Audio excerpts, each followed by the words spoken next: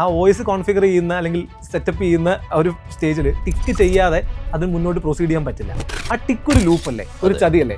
ആപ്പിളിനോ മൈക്രോസോഫ്റ്റിനോ American government എപ്പോൾ ആവശ്യപ്പെട്ടാലും നമ്മുടെ ഉൾപ്പെടെ ഡേറ്റകൾ അവർക്ക് കൊടുക്കാം. നമ്മുടെ ഇപ്പോൾ ഈ വീഡിയോ കണ്ടുകൊണ്ടിരിക്കുന്ന പ്രേക്ഷകർ ഉറപ്പായിട്ടും ഇത് കാണുന്നത് ഒരു മൊബൈൽ ഫോണിലോ ഒരു TV-യിലോ അതുമല്ലെങ്കിൽ ഒരു ലാപ്ടോപ്പിലോ ടാബ്ലറ്റിലോ ഒക്കെ ആയിരിക്കും. ഉറപ്പായിട്ടും നിങ്ങൾ ഉപയോഗിക്കുന്ന ഡിവൈസിനെ സപ്പോർട്ട് ചെയ്യുന്ന അല്ലെങ്കിൽ അതിനെ ക്യാരി ചെയ്യുന്ന അതിൻ്റെ സോൾ എന്ന് പറയുന്നത് ഒന്നില്ലെങ്കിൽ ആൻഡ്രോയിഡ് ആയിരിക്കും, അല്ലെങ്കിൽ വിൻഡോസ് ആയിരിക്കും, അതും അല്ലെങ്കിൽ macOS iOS ആയിരിക്കും, ആപ്പിളിൻ്റെ സോഫ്റ്റ്വെയർ ഓപ്പറേറ്റിംഗ് സിസ്റ്റം ആയിരിക്കും. എപ്പോഴെങ്കിലും ചിന്തിച്ചിട്ടുണ്ടോ എന്തുകൊണ്ട് ഇവർ മാത്രം, എന്തുകൊണ്ട് ഈ ലോകത്ത് ഇത്രയും ഈ പറഞ്ഞ പോലെ മനുഷ്യൻ്റെ ഏറ്റവും വലിയ കണ്ടുപിടുത്തം ചക്രമാണെന്ന് പറയുന്ന ഒരു ഒരു ഒരു ഒരു ചൊല്ലുണ്ടല്ലോ, ഫ്രേസ് ഉണ്ടല്ലോ.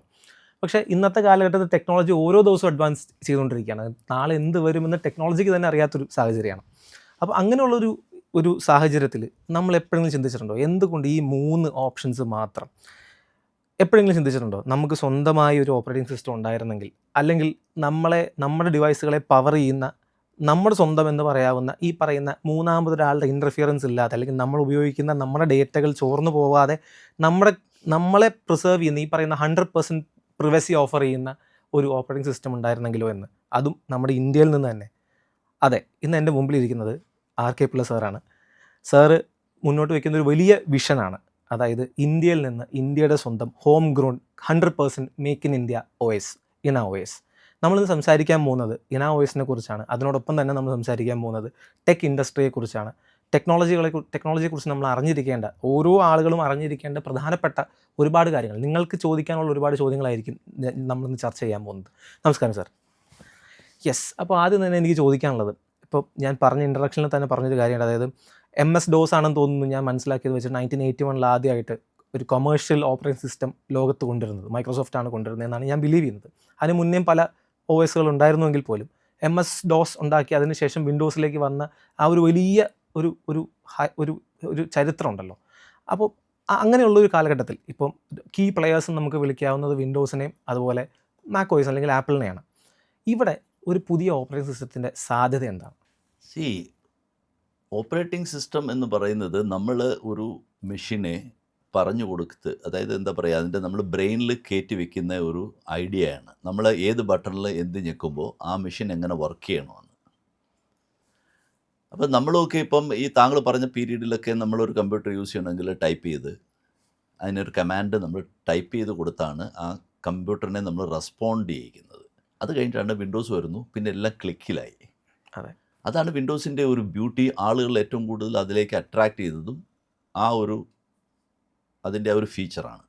അത് കഴിഞ്ഞ് ആപ്പിൾ വന്നപ്പോൾ ആപ്പിൾ പറഞ്ഞത് ബേസിക്കലി അവരത് കൊണ്ടുവന്ന അമേരിക്കൻസിന് വേണ്ടിയിട്ട് ആദ്യം. കാര്യം എലൈറ്റ് ഒരു ബ്രാൻഡായിട്ട് വന്നിട്ട് ഒരു പ്രീമിയം. അപ്പോൾ അതിൽ വരുന്ന അതിൻ്റെ പ്രൊഡക്റ്റിൻ്റെ കോസ്റ്റ്, അവരുടെ OS-ൻ്റെ കോസ്റ്റ്, ഇതെല്ലാം ഒരു സാധാരണക്കാരന് താങ്ങാവുന്നതിനേക്കാളും കുറച്ചുകൂടെ കൂടുതലാണ്. അതാണ് അതിൻ്റെ ആപ്പിളിൻ്റെ ഒരു പ്രത്യേകത. അതേസമയം വിൻഡോസ് അങ്ങനെയല്ല. വിൻഡോസ് ഏത് കമ്പ്യൂട്ടറിന് മാനുഫാക്ചർക്കും അവരുടെ വിൻഡോസ് അഡാപ്റ്റബിളാണ്, അതിൽ യൂസ് ചെയ്യാൻ പറ്റും. അതുകൊണ്ടാണ് വിൻഡോസിന് പോപ്പുലാരിറ്റി കൂടിയത്, മാർക്കറ്റ് ഷെയറും കൂടുതലാണ്. ഇപ്പോൾ ഒരു സാധാരണക്കാരന്, അതൊരു സ്റ്റുഡൻ്റ് ആകാം, അല്ലെങ്കിൽ ഒരു വീട്ടുടമസ്ഥന് ഇപ്പം നമുക്ക് എന്താ പറയുക, ഇൻ്റർനെറ്റുകളിലായിട്ട് ബന്ധമില്ലാതെ ജീവിക്കാൻ പറ്റാത്തൊരു കാലഘട്ടമായി. അത് ഒരുപാട് കാര്യങ്ങൾ നമ്മൾ എന്താ പറയുക, നെറ്റ് വഴി നമ്മൾ ഇൻഫർമേഷൻ സ്വീകരിക്കുന്നുണ്ട്, ഇൻഫർമേഷൻ പാസ് ചെയ്യുന്നുണ്ട്, ഡിസ്കസ് ചെയ്യുന്നുണ്ട്, പത്രം വായിക്കുന്നുണ്ട്.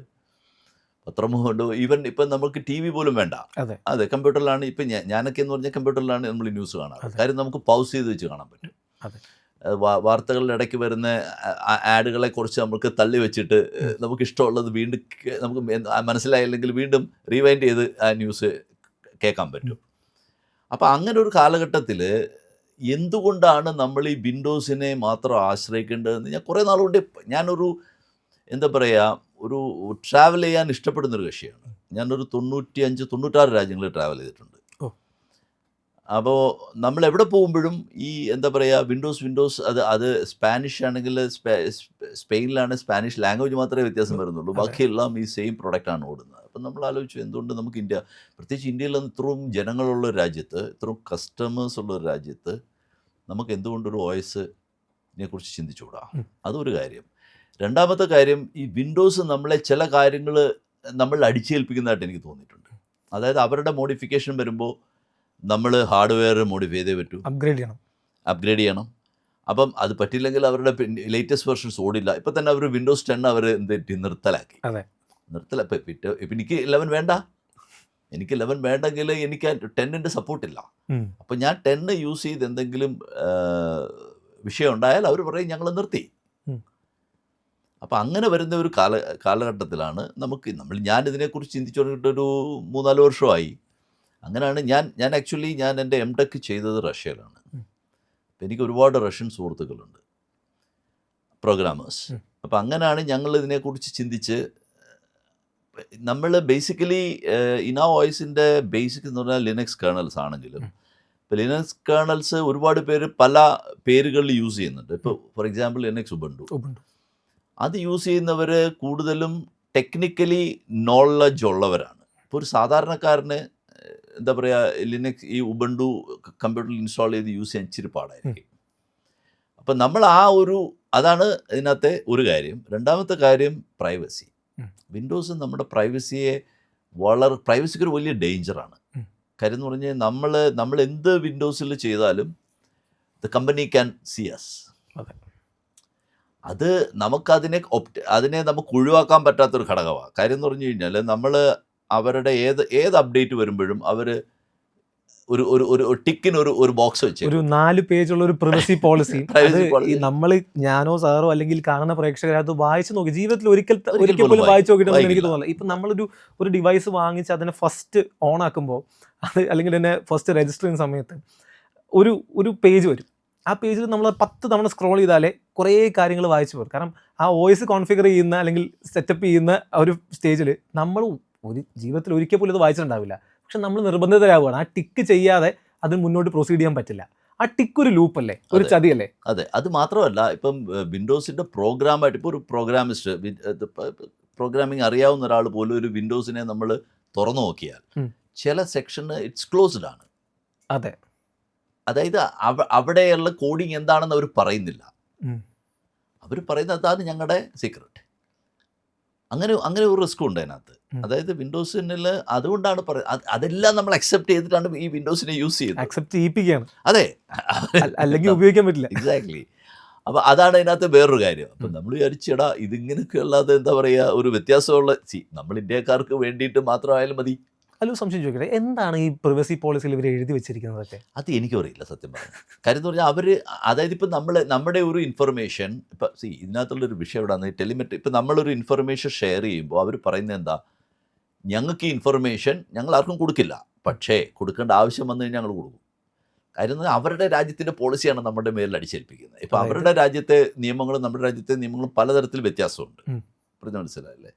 ആ നിയമങ്ങളിൽ അവരുടെ രാജ്യത്തൊരു പുതിയ നിയമം കൊണ്ടുവന്നാൽ നമ്മുടെ ഇൻഫർമേഷൻ അവർക്ക് യൂസ് ചെയ്യാം. അതായത് ആപ്പിളിനോ മൈക്രോസോഫ്റ്റിനോ അമേരിക്കൻ ഗവൺമെൻറ് എപ്പോൾ ആവശ്യപ്പെട്ടാലും നമ്മുടെ ഉൾപ്പെടെ ഡേറ്റകൾ അവർക്ക് കൊടുക്കാം. അതായത് അത് നമ്മുടെ ഡേറ്റയ്ക്ക് നമുക്ക് അവകാശമില്ല. അതാണ് ഒരു വിഷയം. അപ്പോൾ അതുകൊണ്ടാണ് നമ്മൾ ഈ ടെലിമെട്രി ഇല്ലാതെ നമ്മളിത് കാര്യം എന്ന് പറഞ്ഞാൽ നമ്മുടെ OSൻ്റെ യൂസറുടെ ഒരു ഇൻഫർമേഷൻ ഞങ്ങൾ എടുക്കില്ല. അല്ല, ഇതിലൊരു ത്രെറ്റ് എന്താണ്? കാരണം ഇത്രയും ബില്യൺസ് ഓഫ് ആളുകൾ തിങ്ങി പാർക്കുന്ന ഇന്ത്യ പോലത്തെ ഒരു വലിയ ഡെമോക്രാറ്റിക് കൺട്രിയിൽ ഈ ഡേറ്റ എന്ന് പറയുന്നത് ഒരു വലിയ ഒരു ബാങ്കാണ്. അത് അത്രയും പ്രിസർവ് ചെയ്യപ്പെടേണ്ട അല്ലെങ്കിൽ പ്രൊട്ടക്ട് ചെയ്യപ്പെടേണ്ട ഒരു വലിയ ബാങ്കാണ്. അവിടെ ഈ വിൻഡോസോ അല്ലെങ്കിൽ ഈ പറയുന്ന എക്സിസ്റ്റിംഗ് പ്ലെയേഴ്സ് വയ്ക്കുന്ന ഒരു വലിയ ത്രെറ്റ് എന്താണ്? അല്ലെങ്കിൽ ഈ പ്രൈവസി പോളിസി എന്ന് പറയുന്നത് നമ്മളെല്ലാ WWDCയിലും ആപ്പിൾ എപ്പോഴും ഘോരം പറയുന്നൊരു കാര്യം, നമ്മുടെ പ്രൈവസി ഇമ്പ്രൂവ് ആയി ഇന്ന് CEO വന്നിരുന്ന് പറയുന്നത് നമ്മൾ കാണാറുണ്ട്. പക്ഷേ ഇത്രയും വലിയൊരു കൺട്രിയിൽ ഈ പ്രൈവസി എന്തുകൊണ്ട് നമ്മൾ ശ്രദ്ധിക്കണം, അല്ലെങ്കിൽ എന്തിനും നമ്മൾ അതിനെക്കുറിച്ച് അവബോധരായിരിക്കണം? അതായത് ഫോർ എക്സാമ്പിൾ ഇപ്പോൾ കേരളത്തിൽ എത്ര പേർക്ക് ക്യാൻസർ ഉണ്ടെന്ന് ഒരു ക്യാൻസർ മെഡിസിൻ മാനുഫാക്ചറിങ് കമ്പനിക്ക് അറിഞ്ഞാൽ അവർക്കത് ഏത് ഏരിയയിൽ മാർക്കറ്റ് ചെയ്യണമെന്ന് അറിയാൻ പറ്റും. Very simple. അതുപോലെ എല്ലാ മെഡിസിനും. അതായത് കേരളത്തിൽ ഇപ്പം ക്ലൈമറ്റ് അനുസരിച്ച് വരുന്ന അസുഖങ്ങളുണ്ട്. അപ്പോൾ ഈ ക്ലൈമറ്റ് അനുസരിച്ച് ഇപ്പോൾ ഫോർ എക്സാമ്പിൾ ഇപ്പോൾ ചിക്കൻ ഗുനിയ എന്ന് പറഞ്ഞ ഒരു അസുഖത്തിന് വേണ്ടി മരുന്നുണ്ടാക്കുന്ന ഒരു കമ്പനിക്ക് അത് ഏത് സമയത്ത് ഏത് ഡോക്ടറെ കൊണ്ട് എഴുതിപ്പിക്കണമെന്ന് അവർക്കൊരു ഐഡിയ കിട്ടിക്കഴിഞ്ഞാൽ അവരുടെ കോസ്റ്റ് കുറയും. കാരണം അവരുടെ എക്സ്പെൻസ് കുറയും. കോസ്റ്റ് അവരുടെ ലാഭം കൂടും.